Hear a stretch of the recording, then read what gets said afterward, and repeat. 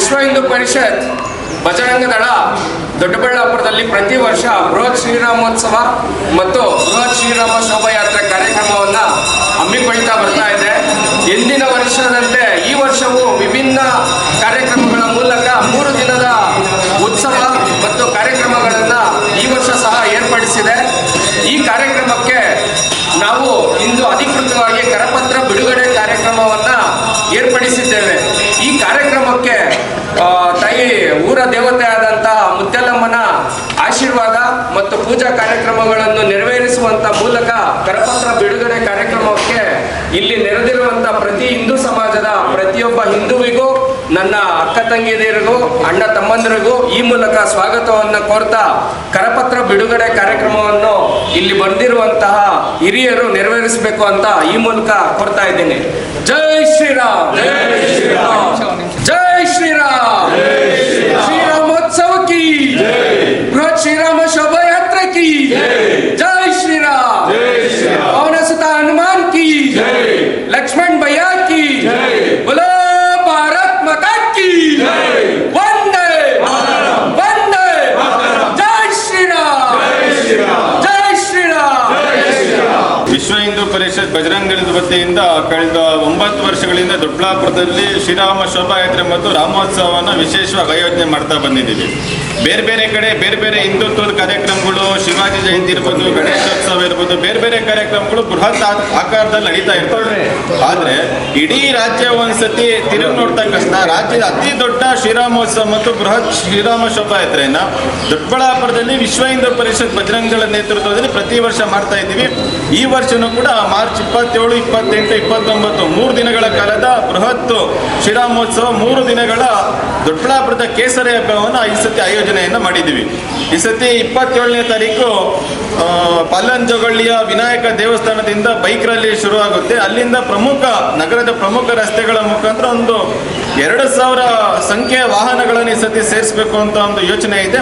ಅದು ಕೊನೆಯಲ್ಲಿ ಭಗತ್ ಸಿಂಗ್ ಕ್ರೀಡಾಂಗಣದಲ್ಲಿ ಮುಕ್ತಾಯ ಆಗುತ್ತೆ. ಅದಾದ 28ನೇ ತಾರೀಕು ಬೆಳಗ್ಗೆ ಗಣಹೋಮ ಮತ್ತೆ ಬೇರೆ ಬೇರೆ ರೀತಿಯ ಒಂದಷ್ಟು ಹೋಮ ಕಾರ್ಯಕ್ರಮಗಳು ಪ್ರಾರಂಭ ಆಗುತ್ತೆ.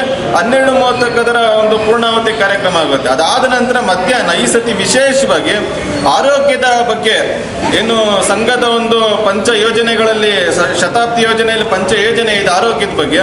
ಆ ಆರೋಗ್ಯದ ದೃಷ್ಟಿ ಸತಿ ಮಧ್ಯಾಹ್ನ 28ನೇ ತಾರೀಕು ಮಧ್ಯಾಹ್ನ 12:30ಯಿಂದ ಸಂಜೆ 6 ಗಂಟೆವರೆಗೂ ಕೂಡ ವೈದ್ಯಕೀಯ ತಪಾಸಣಾ ಶಿಬಿರವನ್ನು ಈ ಸತಿ ಆಯೋಜನೆಯನ್ನು ಮಾಡಿದ್ವಿ. ಈ ಸತಿ ವಿಶೇಷ ಕಾರ್ಯಕ್ರಮ ಇದೆ. ಮತ್ತು ಈ ಸತಿ ಇನ್ನೂ ಒಂದು ವಿಶೇಷ, ಪ್ರತಿ ಸತಿ ನಾವು ಕಲ್ಯಾಣೋತ್ಸವವನ್ನು ಮಾಡ್ತಾ ಇದ್ವಿ. ಆದರೆ ಈ ಸತಿ ಮಾತೆಯರನ್ನೆಲ್ಲರನ್ನೂ ಕೂಡ ನಮ್ಮ ಈ ಕಾರ್ಯಕ್ರಮದ ಒಟ್ಟಿಗೆ ಸೇರಿಸಬೇಕು ಅನ್ನೋ ಕಾರಣಕ್ಕೋಸ್ಕರ ಆನಂದ ಗುರೂಜಿಗಳ ನೇತೃತ್ವದಲ್ಲಿ ಸುಮಾರು 1,000ಕ್ಕಿಂತ ಹೆಚ್ಚು ಮಾತೆಯರನ್ನ ಕರೆದುಕೊಂಡ್ಬಂದು ಸೇರಿಸಿ ದೀಪಲಕ್ಷ್ಮಿ ಪೂಜೆ ಕಾರ್ಯಕ್ರಮವನ್ನು ಮಾಡಬೇಕು ಅಂತಕ್ಕಂಥದ್ದು ಈ ಸತಿ ಯೋಚನೆಯನ್ನಾಗಿದೆ. ಈ 2 ಕಾರ್ಯಕ್ರಮ ಈ ಸತಿ ವಿಶೇಷವಾಗಿ ಸಂಘಟನಾತ್ಮಕ ಯೋಚನೆಯನ್ನು ಮಾಡಿ ಸಂಘಟನಾತ್ಮಕ ಬೆಳವಣಿಗೆ ಮತ್ತು ಸಮಾಜಕ್ಕೂ ಕೂಡ ನಾವು ಇದರಲ್ಲಿ ಇದ್ದೀವಿ ಅಂತಕ್ಕಂಥ ಭಾವನೆ ಬರಬೇಕು ಅನ್ನೋ ಒಂದು ಕಾರಣಕ್ಕೆ ಇದನ್ನು ಜೋಡಿಸಿದ್ದೀವಿ. ಅದಾದ ನಂತರ 29 ರಾಜ್ಯವೇ ನೋಡ್ತಾ ಇರ್ತಕ್ಕಂಥ ಅತಿ ದೊಡ್ಡ ರಾಜ್ಯದ ರಾಮೋತ್ಸವದ ಶ್ರೀರಾಮ ಶೋಭಾಯಾತ್ರೆ. ವಿಶೇಷವಾಗಿ ಈ ಸತಿ ರಾಮ, ಹನುಮ, ಈಶ್ವರ ಮತ್ತು ಬಾಬಾ ಸಾಹೇಬ್ ಅಂಬೇಡ್ಕರ್ ಅವರು ಮತ್ತು ಕರ್ನಾಟಕದ ಅತಿ ದೊಡ್ಡ ಸಾಮ್ರಾಜ್ಯವನ್ನು ಸ್ಥಾಪನೆ ಮಾಡಿ ದಕ್ಷಿಣದ ಪೂರ್ತಿ ಸಾಮ್ರಾಜ್ಯವನ್ನು ವಿಸ್ತಾರ ಮಾಡಿ ಇಡೀ ರಾಷ್ಟ್ರದಲ್ಲಿ ಹೆಸರು ಮಾಡಿರ್ತಕ್ಕಂಥ ಇಮ್ಮಡಿ ಪುಲಕೇಶಿ ಅವರ ಪ್ರತಿಮೆಯನ್ನು ಕೂಡ ಈ ಸತಿ ವಿಶೇಷವಾಗಿ ಅದನ್ನು ನಾವೇ ತಯಾರು ಮಾಡಿಸೋದನ್ನು ಈ ಸತಿ ಶೋಭಾಯಾತ್ರೆಗೆ ಜೋಡಿಸ್ತಾ ಇದ್ದೀವಿ.